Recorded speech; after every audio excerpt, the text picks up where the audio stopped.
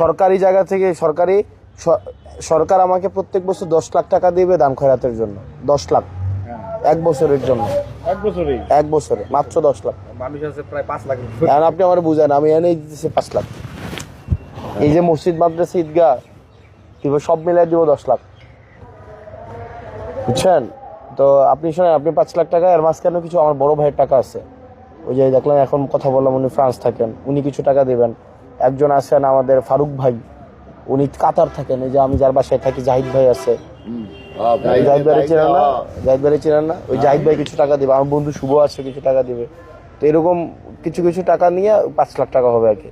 তো এই 5 লাখ টাকা আমি আপাতত দেই মার্চে আপনাকে, আপনি কাজ শুরু করেন। আর আমি আমার লিমিটেশন আছে। আর এখানে তো ধরেন আরো অনেকে আছে না, সাব্বিরদের ঘরটা দেখছেন আপনি? ওই ঘরটাও খুব খারাপ অবস্থা। সাগরদের ঘরটা দেখছেন?